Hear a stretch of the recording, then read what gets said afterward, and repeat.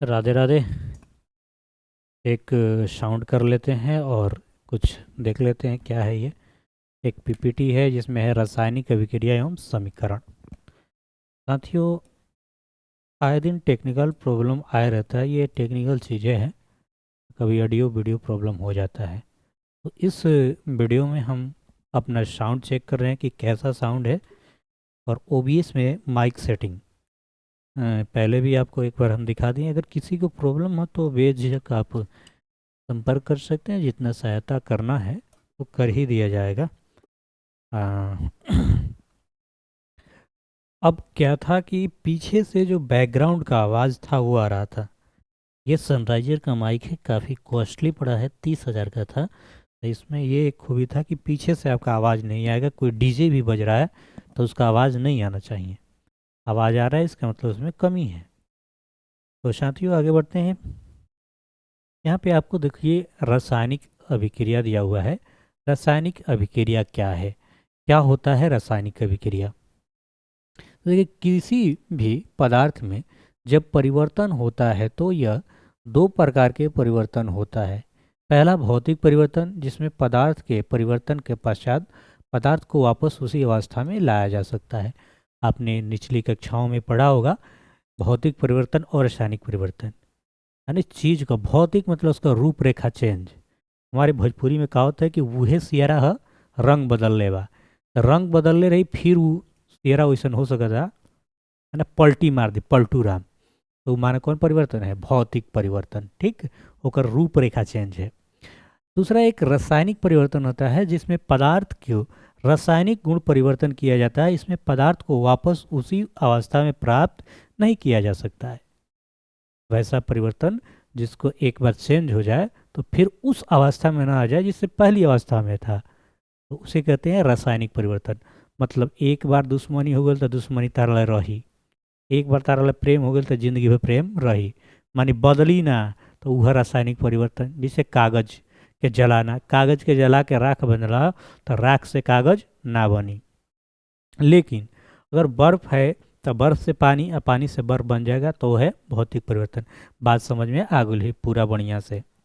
रासायनिक अभिक्रिया में एक या अधिक पदार्थों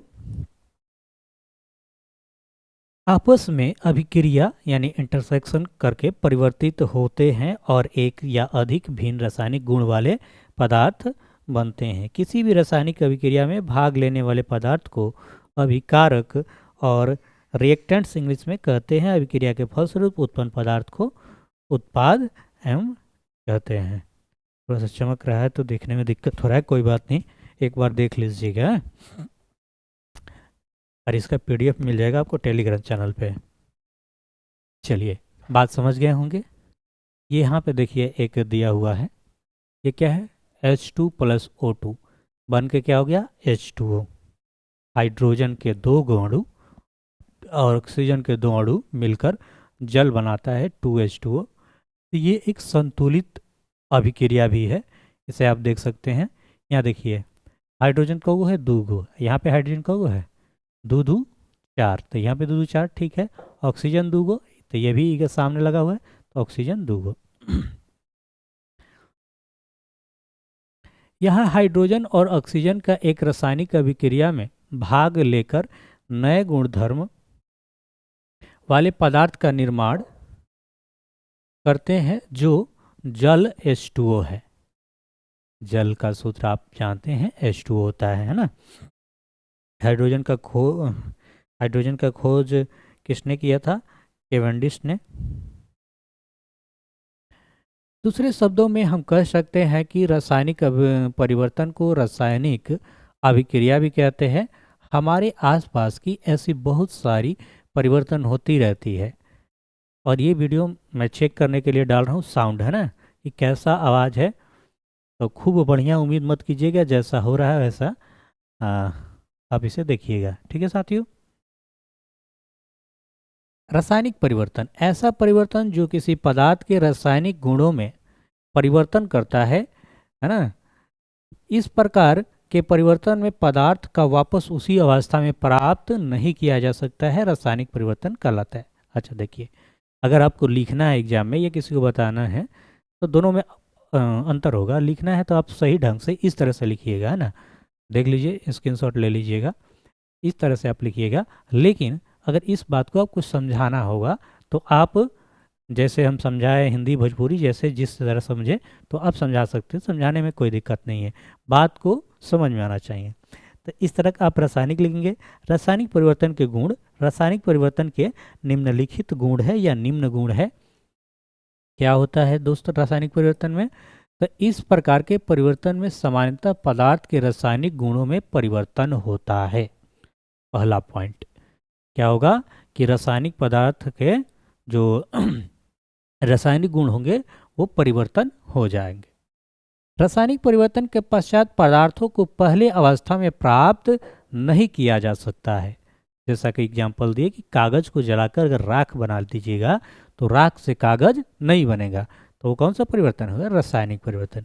यह एक अस्थायी परिवर्तन है, मतलब एक बार बदल गया तो बदल गया, ठीक है, अस्थायी परिवर्तन है, इन्हें बार बार पलटी मारने वाला काम नहीं करेगा। रासायनिक परिवर्तन के पश्चात एक नया पदार्थ निर्माण होता है। रासायनिक परिवर्तन जैसे होगा तो उसमें एक नया पदार्थ बनेगा। उदाहरण जैसे दूध से दही जमना, दूध से दही जम गया तो दही से दूध नहीं बनेगा, तो ये कौन सा परिवर्तन? रासायनिक परिवर्तन। लोहे पर जंग लगना, लोहे पे जंग लगना एक रासायनिक परिवर्तन है, याद रखेंगे। वायु के संपर्क में आने से जंग लगना, ये भी। और भोजन का पचना कौन सा परिवर्तन है? एक बार कमेंट कीजिएगा, आपका ये बीपीएससी टीआरई भी पूछा था। अंगूर के रस का किण्वन, ये भी है। भोजन का पकाना, हमारे शरीर में भोजन का पचना आपको दे ही दिया एग्जाम्पल, अब तो जान ही गए कि भोजन का पचना भी कौन सा परिवर्तन है? रासायनिक परिवर्तन। हम जो श्वसन करते हैं ये भी कौन सा परिवर्तन है? रासायनिक परिवर्तन। साथियों, रासायनिक अभिक्रिया की पहचान, रासायनिक अभिक्रिया की पहचान करना ताकि यह पता लगाया जा सके कि अभिक्रिया संपन्न हुई। जब कोई अभिक्रिया संपन्न होती है तो उसे निम्न चिन्हों से पहचाना जाता है। एनसीईआरटी में कुछ बातें और पढ़ेंगे गहराई से कि कैसे कैसे चिन्ह होता है। ध्यान देंगे, पदार्थ की अवस्था में परिवर्तन, रंग में परिवर्तन, गैस का निष्कासन और ताप में परिवर्तन। रासायनिक समीकरण, रासायनिक समीकरण का बात, तो जब एक मैग्नीशियम रिबन को वायु में जलाया जाता है तो यह मैग्नीशियम ऑक्साइड में परिवर्तित हो जाता है। यह एक रासायनिक अभिक्रिया के लिए कथन है, परंतु इसे निम्न तरीके से लिखा जा सकता है। कैसे लिख सकते हैं? तो मैग्नीशियम प्लस ऑक्साइड बनेगा मैग्नीशियम ऑक्साइड। ये देखिए, ये मैग्नीशियम मिल रहा है ऑक्सीजन से, इसको बोलते हैं अभिकारक। क्या बोलते हैं दोस्त? अभिकारक। और जो बन रहा है मैग्नीशियम ऑक्साइड, इससे बोलते हैं प्रोडक्ट यानी उत्पाद। क्या बोलते हैं? उत्पाद। नोट, इस प्रकार समीकरणों को लिखना शब्द समीकरण कहलाता है। रासायनिक समीकरण अभिक्रिया लिखने के लिए दूसरा तरीका है, ये तो होगा शब्द समीकरण। अब रासायनिक समीकरण को अगर आप लिखना चाहें तो ऐसे लिखेंगे, मैग्नीशियम का संकेत Mg, ऑक्सीजन का O2 मिलके बनेगा MgO, है ना। संतुलित करने इसमें आगे देख लेंगे अगर जानना होगा। रासायनिक समीकरण को लिखने से संकेतित तरीका है, किसी रासायनिक अभिक्रिया के समीकरण का दो भाग होते हैं। दो भाग होते हैं, एक अभिकारक, एक उत्पाद। साथियों, अभिकारक क्या होता है? अभिकारक वे पदार्थ हैं जो किसी अभिक्रिया में भाग लेते हैं। जो अभिक्रिया में भाग लेते हैं उसे ही बोलते हैं अभिकारक। अभिकारक कहलाते हैं, जैसे ऊपर के समीकरण में मैग्नीशियम एवं ऑक्सीजन अभिक्रिया में भाग लेते हैं, इसलिए दोनों क्या कहलाएंगे? अभिकारक कहलाएंगे। उत्पाद क्या होता है?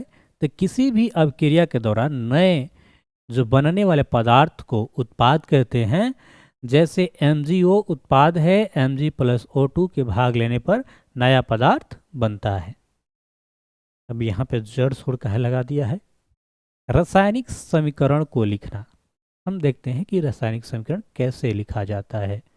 रासायनिक समीकरण लिखने का सरल तरीका है, जो लिखा है उसको पढ़ लेते हैं, फिर अपने तरीका से जो नोट्स है वो देखेंगे, एनसीईआरटी पढ़ेंगे लाइन बाय लाइन, और जो हम फाइनल आपको क्लास में लिखवाएंगे नोट्स वही होगा सबसे बेस्ट, अपने हाथों से लिख के, है ना। जो हम लास्ट में आपको यहाँ पे लिखवाते हैं वही सबसे बेस्ट होगा, हाथ से जो लिखेंगे आप। ये सारी चीज़ें आपकी ऑनलाइन के लिए भी है, देखते रहेंगे, सुनते रहेंगे, पढ़ते रहेंगे, सब में थोड़ा बहुत मिलते रहेगा। ऐसा नहीं है कि ऑफलाइन में बहुत कुछ ज़्यादा ही मिल जाएगा। उसमें क्या है कि धीरे धीरे चीज़ें होती है, हैं।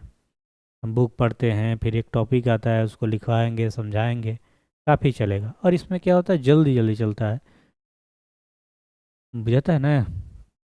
देखिए, कह रहा रासायनिक समीकरण एक रासायनिक अभिक्रिया को प्रदर्शित करता है, इसलिए रासायनिक समीकरण में तीर के निशान के बाईं ओर अभिकारक को लिखा जाता है और उनके बीच में प्लस चिन्ह लगाया जाता है।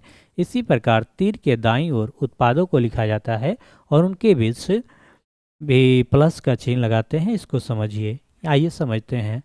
देखिए, Zn H2SO4 ये है, ZnS4H2, ये तीर के इधर है, इसको अभिकारकों के बीच प्लस चिन्ह से यहाँ पे दिखाया गया है। ये उत्पाद है, दाईं ओर है, और ये है तीर चिन्ह, ठीक है। ये दोनों मिलके ये बना है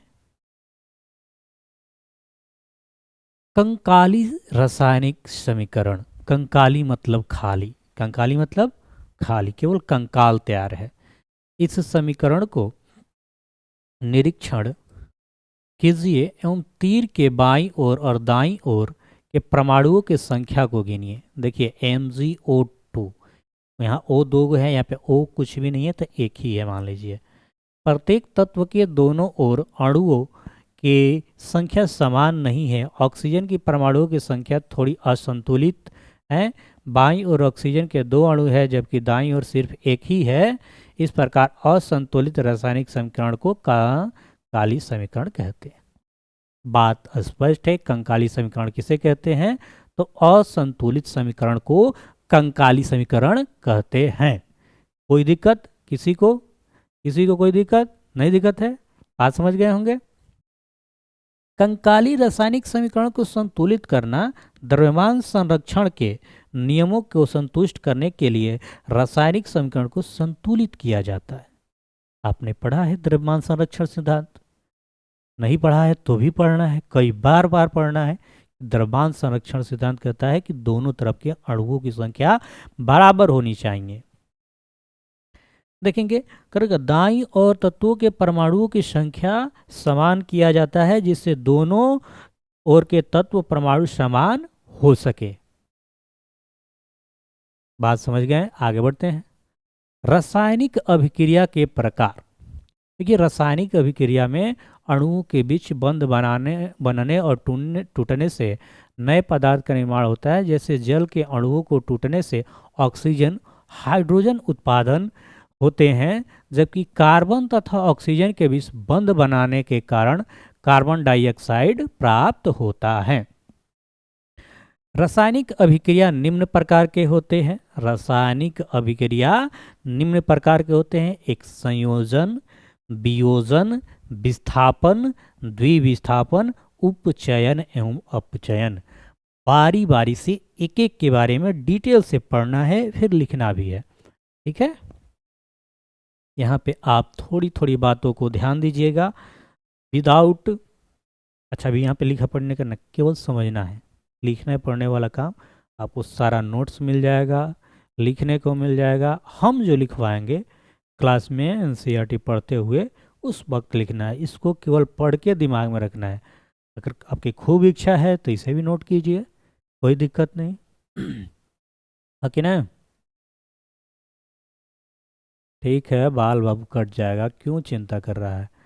इस बार बाल कटेगा नहीं, बाल इस बार हम लोग बाबा जयराम के लिए उतार ही देंगे ना, 10 दिन बाद बाल छिला जाएगा, ठीक है।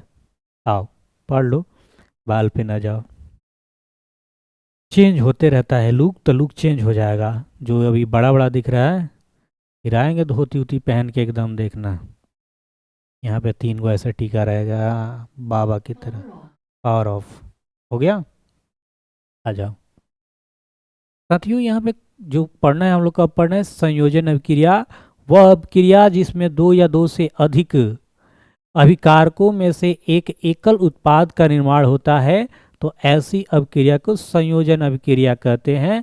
इस अभिक्रिया के लिए सामान्य सूत्र A+B भोजपुरी में संजय के बाद हम और उ के तो हारमौसी A+B दोनों मिलके क्या बन गई AB, तो इसको बोलते हैं संयोजन अभिक्रिया। मतलब दो लोग मिलके एक बन गए, दो दिल एक जान बन गए, तो वो हो जाएगा संयोजन। क्या हो जाएगा? संयोजन।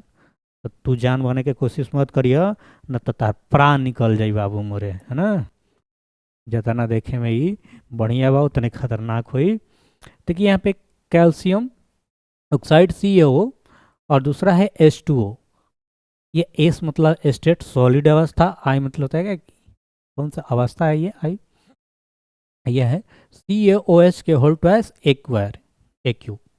कैल्शियम ऑक्साइड जल, हाँ, कैल्शियम हाइड्रो ऑक्साइड इस बोलते हैं बुझा हुआ चूना मिलके बनाता है।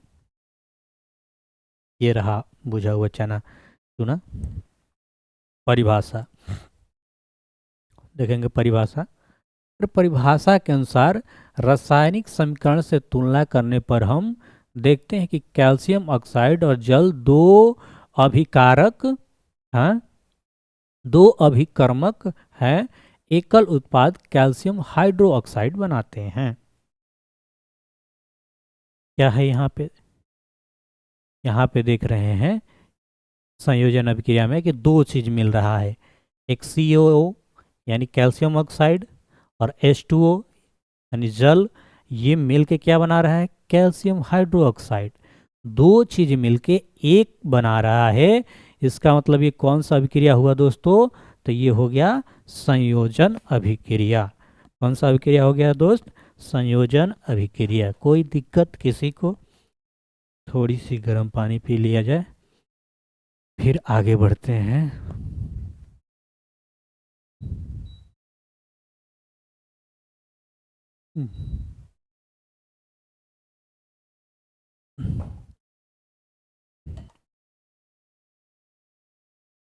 तो आज का डेट आप लोग को मालूम होगा, आज कौन सा डेट है। अच्छा, जो भी दोस्त नए होंगे चैनल पे, भाइयों बंधुओं, ज़्यादा से ज़्यादा सब्सक्राइब करो और पहुंचाओ, है ना, क्योंकि इतना दिन से हो गया। देखिए बात रही मोनेटाइज का, तो मोनेटाइज नहीं करवा रहे हैं, लेकिन व्यूज़ ज़्यादा आना चाहिए, आपके लिए मेहनत कर दिया रहा है तो होना चाहिए। बात पैसे की नहीं है, बात यह है कि मान लो सोर्स लगाए उसका कोई फ़ायदा उठाए ना, फ़ायदा ना उठाए तो फिर क्या फ़ायदा मेहनत करने से, हाँ। देखा जाए, थोड़ा सा सुसुम पानी हो जाए। आइए, तो अब हम देखते हैं कि कैल्शियम हाइड्रोक्साइड CaOH के होल ट्वाइस, इसे क्या पढ़ते हैं कैल्शियम हाइड्रोक्साइड। कैल्शियम हाइड्रोक्साइड का उपयोग दीवारों पर सफ़ेदी करने के लिए किया जाता है। बहुत सारी बातें धीरे धीरे जुड़ती जाएगी और आपके आगे आने वाली एग्जामों में भी लाभ करेगा। NCERT है दोस्तों, जब तक अगर आप कंपटीशन फील्ड में रहेंगे तो भी आपको ये मदद करेगा। ये 10th तो आप पास कर ही जाएंगे, तो बातों को बड़ी ध्यान से सुनिएगा, है ना। तो कैल्शियम हाइड्रोक्साइड का उपयोग क्या होता है, दीवारों पर सफेदी करने के लिए भी किया जाता है। यह एक अवक्षेपण अभिक्रिया है। जब कैल्शियम हाइड्रोक्साइड दीवारों पर पुताई की जाती है, तो वायु में उपस्थित CO2 यानी कार्बन डाइऑक्साइड से अभिक्रिया करके कैल्शियम कार्बोनेट का एक पतला परत बनाता है और इसके साथ जल H2O भी निर्माण होता है, जो अवाष्पीकृत हो जाता है। और इस प्रक्रिया से का समीकरण इस प्रकार है, देखेंगे ध्यान से। ये चूना है, CaOH के होल ट्वाइस वह है, और CO2 ये गैस है, बनता है CaCO3 सॉलिड, और H2 क्या होता है, गैस निकल जाता है।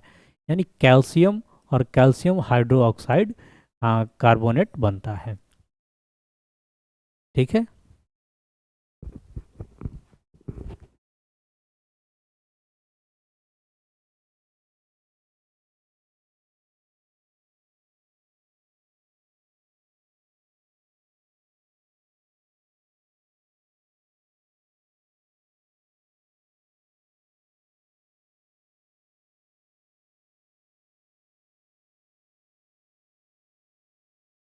इसी को थंबनेल ले लीजिएगा दोस्त।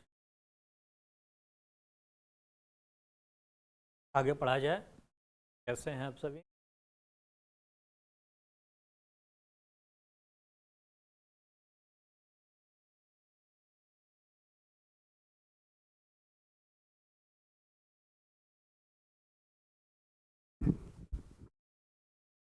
फिर संयोजन अभिक्रिया, अन्य संयोजन अभिक्रिया को देखते हैं।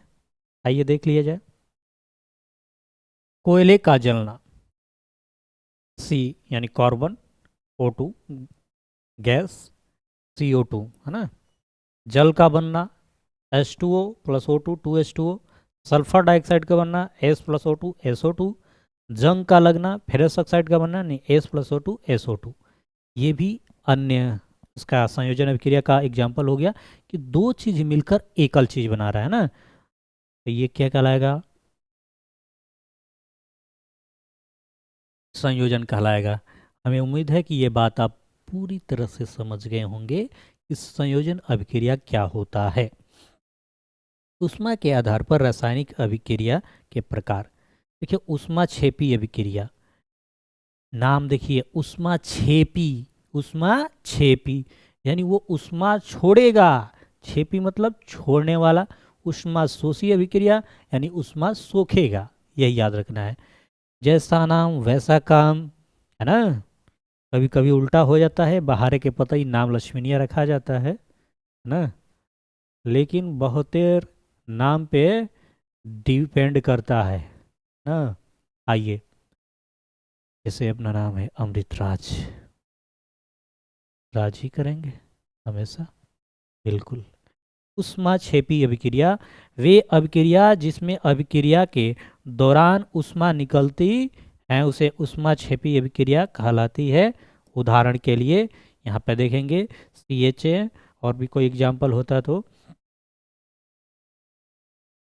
यहाँ पे है एग्जाम्पल, दिख नहीं रहा ना जी।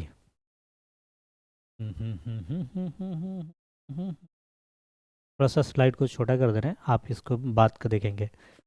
CH4 ये गैसीय अवस्था में है, और 2O2 ये भी गैसीय अवस्था में है। ये बन रहा है CO2 carbon dioxide plus H2O। ये कौन सी अभिक्रिया है? ऊष्मा छेपी अभिक्रिया।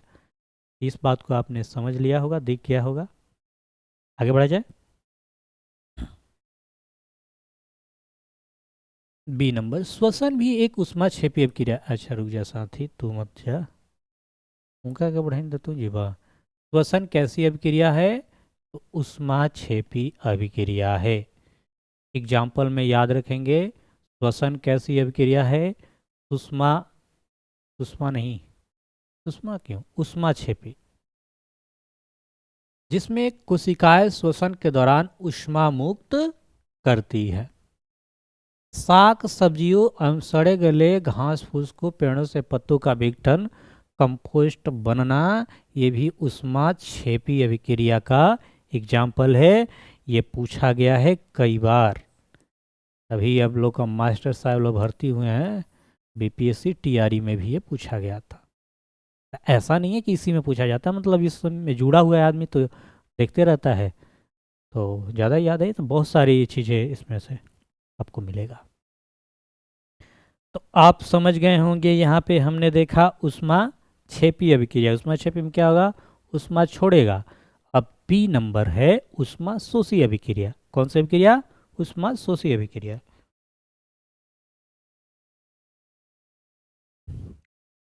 साथियों, ऊष्मा शोषी अभिक्रिया वे अभिक्रिया होती है जिसमें ऊष्मा का शोषण होता है, यानी सोखने का काम करता है, एब्जॉर्ब करता है, उसे ऊष्मा शोषी अभिक्रिया कहते हैं।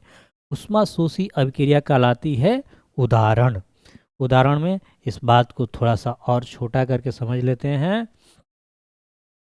तो देखो तालावार के ताना तानी हो खताटे, है ना, गाना बज रहा है। कोई बात नहीं, बजने चाहिए। हेलो, हेलो, सिस्टम में रहा, सिस्टम में बाबू। ऊष्मा शोषी अभिक्रिया कहलाती है। उदाहरण देखेंगे, BaOH के होल्टवाइज AH4Cl, BaCl2 और NH4OH। वियोजन या अपघटन अभिक्रिया। अभी तक आपने क्या क्या पढ़ा? संयोजन अभिक्रिया पढ़ा, संयोजन के बाद पढ़ा आपने ऊष्माशोषी, ऊष्माक्षेपी और ऊष्माशोषी दोनों देख लिए। अब हम पढ़ेंगे वियोजन या अपघटन अभिक्रिया।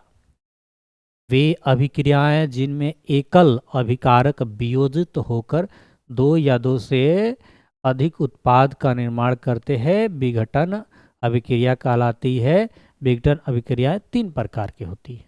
ठीक है, विघटन अभिक्रिया भी तीन प्रकार की होती है। ए में का हुई कि एगो आदमी बा आ एगो में तीन गो आदमी अलग अलग हो गई, यानी बंटवारा हो गया, टूट गया। ये है वियोजन। वियोजन का मतलब है संयोजन, मतलब जुटना, वियोजन मतलब अलगाव। इसमें तीन है, विद्युत वियोजन और ऊष्मीय वियोजन और प्रकाशीय वियोजन। एक एक एग्जाम्पल को समझ लेते हैं। इसमें वियोजन की क्रिया ऊष्मा के द्वारा होता है। उदाहरण FeSO4, ऊष्मा बनेगा Fe2O3 प्लस SO2 और SO3 अलग। एगो चीज रहे जा FeSO4, ऐसे देखो कगो बन गए FeO3 बना, एगो SO2 गैस निकल गई, एगो SO3, यानी दो या दो से अधिक निकल गया। CaCO3 एक है कैल्शियम कार्बोनेट और इसमें को गर्म किया जाता है, हीट, ये जहाँ पे डेल्टा लगा रहेगा त्रिभुज जैसा, तो इसका मतलब होता है हीट, उष्मा देना। CaO बन रहा है और CO2 बन रहा है, यानी दो चीज बन गया अलग अलग। तो ये क्या कहलाएगा? वियोजन या अपघटन अभिक्रिया। बोला हाँ कि ना? बात समझ में आयल कि ना आयल? बोला हाँ। हाँ, दूसरा वियोजन, थोड़ा सा ऊपर कर लेते हैं इसी बात को, ध्यान देंगे। ऊपर करे की कहानी है, इन्हें गुस्साओ मत। वियोजन, इसमें ऊष्मा विद्युत के रूप में प्रदान की जाती है। उदाहरण 2H2O, यहाँ पे विद्युत देंगे तो 2H2O प्लस O2। प्रकाशीय वियोजन, जब वियोजन की क्रिया के लिए ऊष्मा के लिए जब वियोजन की क्रिया के लिए ऊष्मा प्रकाश के द्वारा प्रदान की जाती है, उसे क्या कहेंगे? प्रकाशीय वियोजन। उदाहरण के लिए देखेंगे यहाँ पे AgCl है, सूर्य के प्रकाश, तो क्या बनेगा? 2Ag और Cl2। AgBr, सूर्य के प्रकाश देंगे 2AgBr2। तो ये था कौन सी अभिक्रिया? वियोजन अपघटन। तीसरा नंबर पे पढ़ेंगे विस्थापन।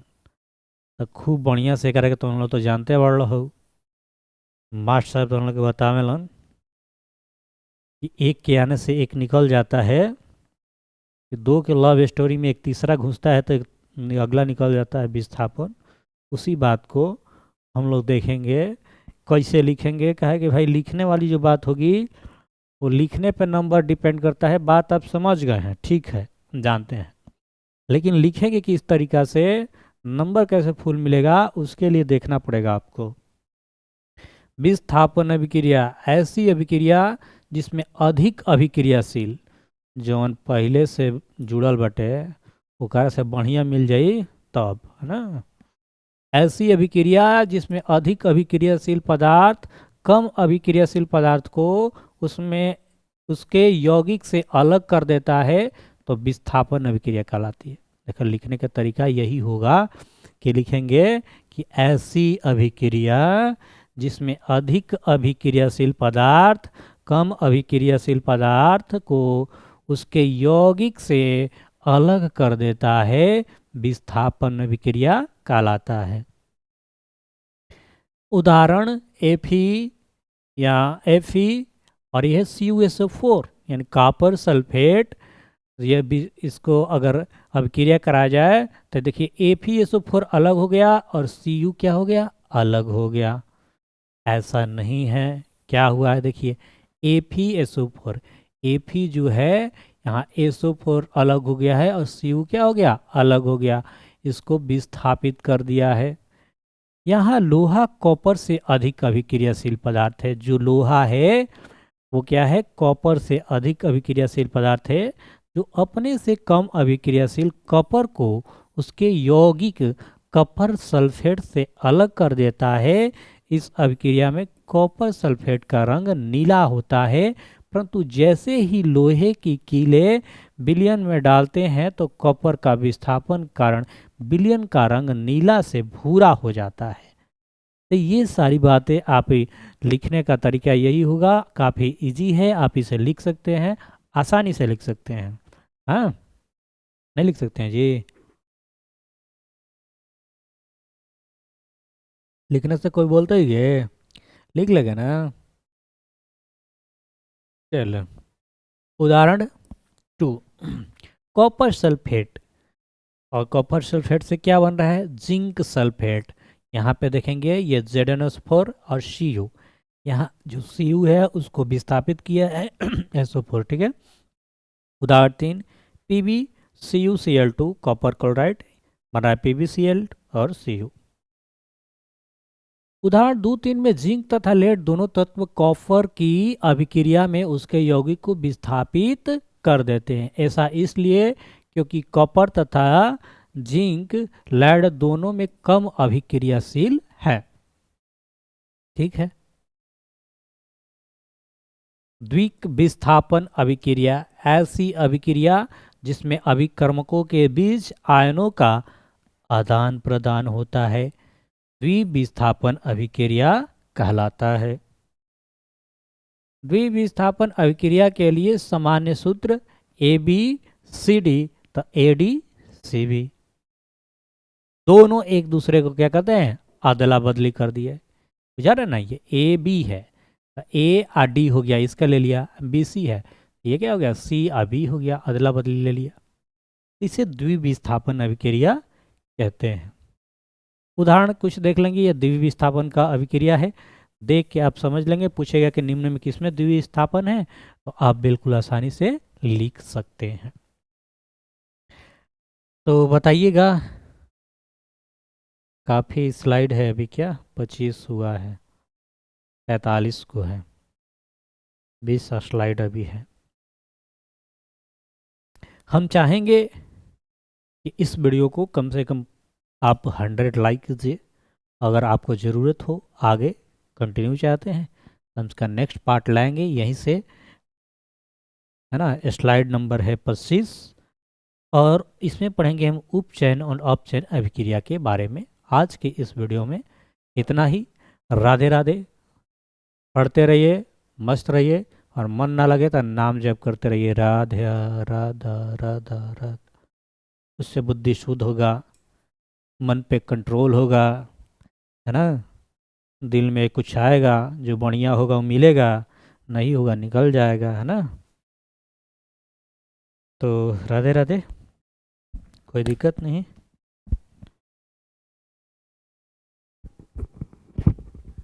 आवाज़ कैसा है?